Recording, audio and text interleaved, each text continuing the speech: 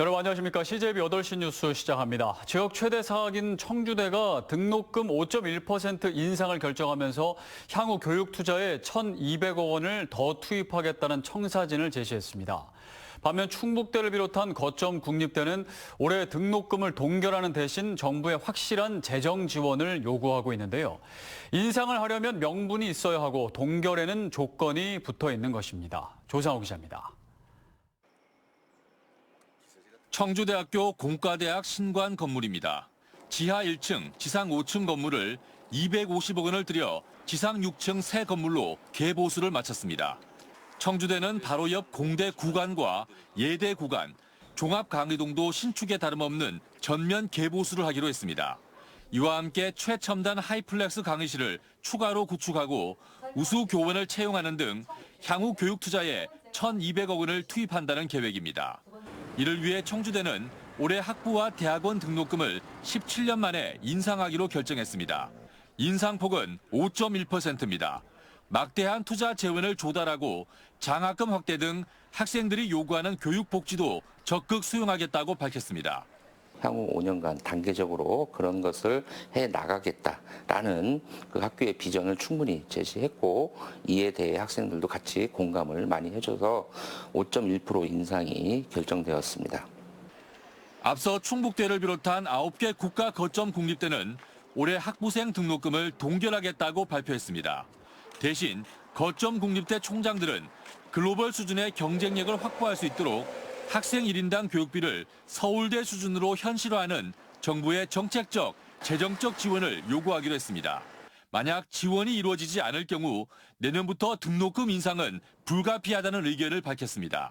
16년간 지속된 등록금 동결의 빗장이 열린 올해 대학들의 선택지는 명분을 내건 인상과 조건부 동결 둘 중 하나로 귀결되고 있습니다. CJB 조상호입니다.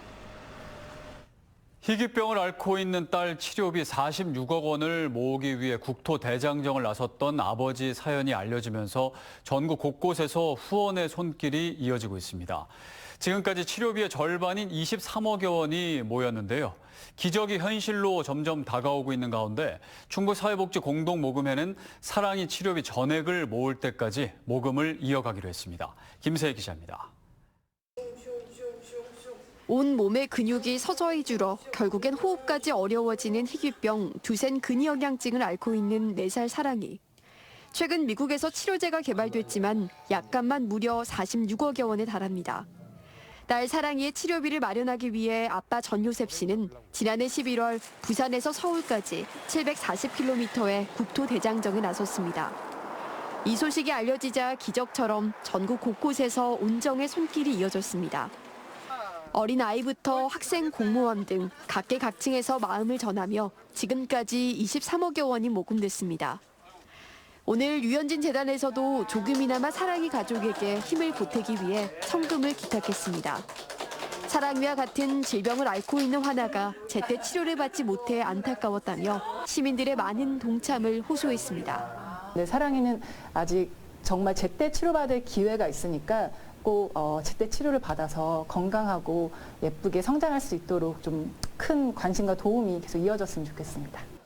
23억 원이라는 적지 않은 금액이 모였지만 목표 금액의 절반 수준으로 더 많은 참여가 필요한 상황. 충북사회복지공동모금회는 이달 말까지던 사랑이 특별모금을 치료비 전액이 모일 때까지 이어가기로 했습니다. 현재까지 한 국민 한 6만 8천여 분이 성금에 참여를 하셨고요. 그리고 유현진 재단에서 기부를 하셨기 때문에 우리가 충분히 특별모금을 목표 달성을 할 것으로 기대를 하고 있습니다. 사랑이 아빠는 시민들의 온정에 희망을 얻을 수 있었다며 감사 인사를 전했습니다. 이 자리를 빌어서 정말 너무 감사드리고 꼭 사랑이 잘 치료해서 건강한 모습으로 다시 또 감사 인사 전해드리고 싶어요. 절망의 순간 간절한 소망 하나로 길을 나섰던 사랑이 가족에게 기적은 현실로 다가오고 있습니다. CJB 김세희입니다. 충북대병원 응급실 운영이 오늘 오후 2시부터 내일 오전 9시까지 중단됩니다. 충북대병원은 설 연휴 의료 공백을 최소화하기 위해 지난 수요일 정상 운영하는 대신 오늘 성인과 소아청소년 응급실 모두 운영을 중단한다고 밝혔습니다. 다만 매주 수요일 중단했던 응급실 운영은 다음 달부터 정상화될 예정입니다. 충북은 그동안 지역 고유의 쌀 품종이 없어 타 지역 특화 품종을 가져다 재배해왔습니다. 충주시가 도내 최초로 맛과 재배 안전성을 모두 갖춘 지역 맞춤형 쌀 신품종을 개발해 농가의 기대를 모으고 있습니다. 안정원 기자가 보도합니다. 충주에서 생산된 쌀이 한데 모이는 미곡 종합처리장입니다. 지난해 이곳에서 수매한 햅쌀은 9,000톤. 충주 미소진쌀 브랜드로 소비자 밥상에 오르게 되는데 원료가 되는 품종은 경기도 특화 품종인 참드림이 주를 이룹니다. 연간 생산량은 참드림이 한 6,000톤 정도 가까이 되는데 저희들이 생산 일반 그 품종 중에서는 거의 한 80% 이상. 지역 고유의 쌀 품종이 없어 외래벼와 타 지역 품종을 심을 수밖에 없었던 충주 지역 농민들. 해마다 쌀 소비가 줄고 정부의 벼 재배 면적 조정까지 더해져 차별화된 경쟁력 확보가 절실했습니다. 거의 50년 가까이 된 품종을 가지고 480kg짜리 품종을 가지고 하니까 경쟁력에서 상당히 떨어지게 됐습니다. 그래서 농가에서 그만큼 엄청난 손해를 입었기 때문에 충주시가 충주쌀 품종 차별화를 위해 도내 처음으로 지역 전용 쌀 품종 개발에 성공했습니다. 농촌진흥청과 3년간 충주 지역 기후와 토양에 적합한 품종을 연구 개발한 결과 병충해와 벼쓰러짐 등 재배 안정성이 높은 신품종을 찾아낸 겁니다. 시민 공모로 확정한 신품종의 이름은 중원진미. 충주 시민들의 식미평가에서 1위에 오를 정도로 밥맛도 인정받았습니다. 농민들이 큰 곤욕을 치렀던 벼멸구에 상당히 강한 특성을 보이고 있습니다. 그리고 또 하나 큰 강점은 밥맛이 거의 최상급에 속할 정도로 우수하다는 것입니다. 충주시는 올해부터 중원진미 채종을 위한 단지 조성을 본격화하는 가운데 지역 특화형 신품종이 지역 농가에 새로운 활력을 불어넣을 수 있을지 기대를 모으고 있습니다. CJB 안정은입니다.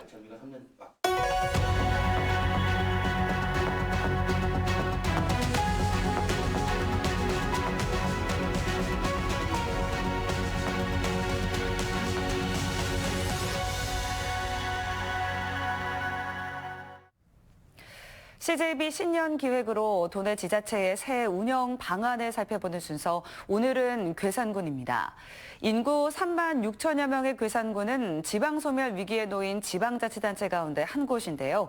올해는 2030 인구 유입 전략을 바탕으로 인구 감소를 막고 지역 경제 활력을 불어넣기 위한 다양한 시책이 추진됩니다. 이민아 기자입니다. 괴산군은 올해 인구 4만 명대 회복을 최우선 과제로 삼았습니다. 우선 젊은 세대가 정착할 수 있도록 주거 환경 조성에 힘을 쏟고 있습니다. 괴산 미니 복합타운은 체육관, 도서관, 어린이집 등 주민 편의시설을 들어섰고 주거 공간인 LH 행복주택이 건설 중입니다. 귀농귀촌 단지와 청년 임대주택까지 조성되면 모두 2,600세대를 수용할 수 있을 전망입니다. 65세 이상이 41.4%예요. 이제 그걸 극복하려면 어떻게든지 신혼부부들, 젊은 사람들 많이 데려오는 게 최고의 목적이다. 군에서도 집을 사가지고 신혼부부들 좀 무상으로 좀 들여서 많이 좀 유입시키려고. 체류형 관광 육성에도 주력하고 있습니다. 지난해 괴산군 방문객은 약 184만 명으로 경제 효과는 460억 원에 달했습니다. 관광 활성화를 위해 골프장, 리조트, 자연휴양림 등 관광 인프라 확충에 박차를 가하고 있습니다. 산자 수려한데 골프장이 한 개도 없었어요. 그래서 이제 세 개를 지금 동시에 추진하고 있고, 또 골프장에다가 관광 자원 인프라 까는 거하고 다 합쳐지면은 아마 충청북도 내에서는 최고 많이 온다고 봐요. 괴산군 의회도 국민 회복을 최우선으로 삼고 집행부의 시책을 적극 뒷받침하겠다고 밝혔습니다. 2025년도에는 군과 적극 협조해가면서 괴산 군민들이 더욱 행복해질 수 있는 괴산을 만들어 나가기 위해 최선을 다한다는 생각 가지고 의정 활동에 임하겠습니다. 큰 화합이 성공을 이끈다는 뜻의 대화위성을 새해 군정 철학으로 내건 괴산군. 지방 소멸의 위기를 극복하고 새로운 활로를 열어가는 원년이 될 수 있을지 주목됩니다. CJB 이민아입니다. 검찰이 횡령과 자녀 채용 비리 혐의를 받는 영동 유원대학교의 전 총장을 불구속 기소했습니다. 교육부가 대학과 학교 법인에 대해 감사한 결과를 검찰이 수사해 3년 만에 혐의를 입증한 건데요. 검찰은 전 총장이 자신이 실질적으로 운영하는 건설사에 일감을 몰아준 뒤 회사 돈 324억 원을 공모주 청약금으로 유용한 것으로 판단했습니다. 박원 기자입니다. 지난 2022년 교육부가 영동 유원대와 학교 법인에 대해 처음으로 종합 감사를 벌였습니다. 당시 총장과 이해관계가 있는 건설사가 대학 측이 발주한 공사를 여러 따냈다는 의혹과 딸을 교수로 채용한 절차 등을 들여다본 것으로 전해졌습니다. 그 이듬해 유원대 총장은 교육부로부터 해임 권고를 받아 사직했고 검찰은 관련 수사를 이어가 지난해 7월과 이달 초 두 차례에 걸쳐 전 총장에 대해 압수수색을 벌였습니다. 그리고 검찰은 오늘 이 같은 수사 내용을 내놓았습니다. 전 총장이 직위를 이용해 지난 2017년부터 5년간 캠퍼스 조성공사를 자신이 실질적으로 운영하는 건설회사에 몰아줬다는 겁니다. 이후 자금을 회계에 반영하지 않고 자신과 가족의 계좌로 빼돌렸고 이를 모두 공모주 청약금으로 사용한 뒤 공모주를 배당받으면 다시 금액을 회사로 반환한 것으로 판단했습니다. 이런 방법으로 유용한 금액은 모두 324억 원, 시세 차익을 거둔 건 3억 원에 달하는 것으로 봤습니다. 검찰은 총장의 딸 A씨의 채용 과정에도 문제가 있던 것으로 파악했습니다. A씨가 가족 건설사에서 근무했던 기간을 부풀려 허위 경력 증명서를 제출했는데 대학 교직원 B씨가 이 경력에 대한 점수를 높게 줘 채용에 특혜를 줬다는 겁니다. 하지만 검찰은 총장이 채용에 관여했던 직접 증거는 확보하지 못해 횡령과 배임 혐의만 적용해 불구속 기소했고 A씨와 B씨에 대해서는 업무방해 혐의로 재판에 넘겼습니다. CJB 박원입니다. 충주시가 경영 악화로 어려움을 겪고 있는 소상공인들을 위해 이자 비용 지원 사업을 200억 원 규모로 확대 추진합니다. 이에 따라 업체당 최대 5천만 원의 신규 대출에 대해 대출 이자 3%를 최대 3년간 지원합니다. 신규 대출 규모는 총 200억 원으로 오는 3월 4일부터 1차로 100억 원, 하반기에 100억 원을 추가 지원할 계획입니다. 제천시가 학교 급식 지원 사업에 지난해보다 4억 8천만 원을 증액한 58억 원의 예산을 지원할 방침입니다. 제천시는 관내 어린이집과 유치원, 초중고, 특수학교 등 97개교 14,000여 명에게 친환경 우수 식재료를 제공하고 학부모 부담을 줄이기 위한 무상급식 예산을 증액한다고 밝혔습니다.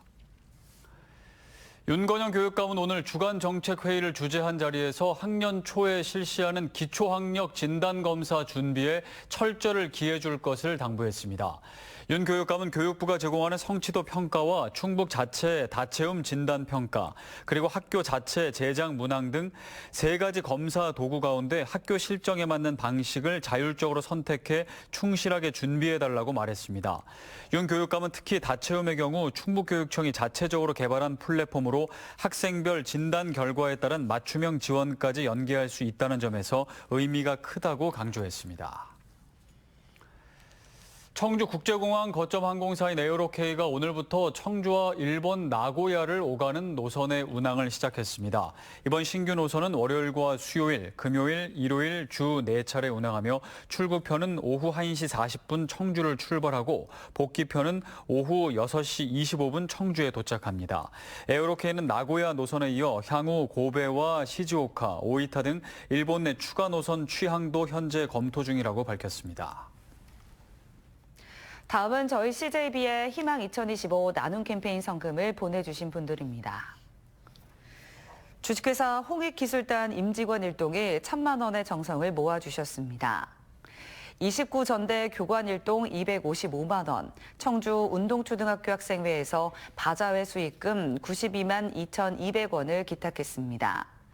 청주 분평동 민들레 요양학원 156기 일동 35만 원, 청주 사창동 방위협의회에서 30만 원, 청주 강서동 대림아파트 주민 일동 15만 원, 이동영 씨께서 10만 원을 보내주셨습니다.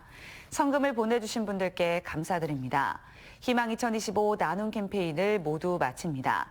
지난 2달간 온정의 행렬에 동참해주신 여러분께 진심으로 감사드립니다. 지난해 3월 괴산군 30대 공무원 A씨가 임용 2달 만에 숨진 사건과 관련해 충청북도 감사관실이 A씨의 상급자인 B씨에게 중징계 처분을 내렸습니다. 감사관실은 B씨가 과도한 업무 지시를 내리는 등 일부 부조리가 있었다고 판단하고 정직 3개월을 결정했습니다. A씨는 지난해 3월 4일 밤 11시 38분쯤 자신의 원룸에서 숨진 채 발견됐으며 유족은 A씨가 생전 과도한 업무 지시로 괴로워했다며 감사원에 민원을 제기했습니다. 제천경찰서는 술집에서 여종업원을 성폭행하고 현금을 빼앗아 달아난 40대 남성을 구속했습니다. 이 남성은 지난 26일 새벽 2시 40분쯤 제천의 한 술집에서 혼자 있던 종업원을 때리고 성폭행한 뒤 현금 7만 원을 빼앗아 달아난 혐의입니다. 청주지방법원은 아동보호센터 치료사가 발달 장애 아동을 제대로 보살피지 않는다고 의심해 치료 과정을 몰래 녹음한 30대 모친 A씨에게 징역 6개월에 집행유예 1년을 선고했습니다. A씨는 지난 2022년 11월 청주의 한 발달치료센터에 있는 책장에 녹화 기능을 켜둔 자신의 휴대전화를 몰래 설치해 치료사의 상담 내용을 녹음하고 이를 누설한 혐의로 재판에 넘겨졌습니다. 재판부는 사적 대화를 몰래 녹음하고 타인에게 전송한 것은 죄질이 가볍지 않다고 양형 이유를 설명했습니다. 설 연휴가 끝나고 다시 일상으로 돌아왔습니다. 새해도 시작됐지만 여전히 경기는 어렵고 전국은 어지러운데요. 네, 이럴 때일수록 지자체는 지자체의 일을 하고 기업은 또 기업의 일을 하며 저마다의 자리에서 하던 일들을 또 해야 할 일들을 흔들림 없이 하는 것이 가장 필요하지 않을까 싶습니다. 이상으로 CJB 8시 뉴스를 마칩니다. 시청해주신 여러분 고맙습니다.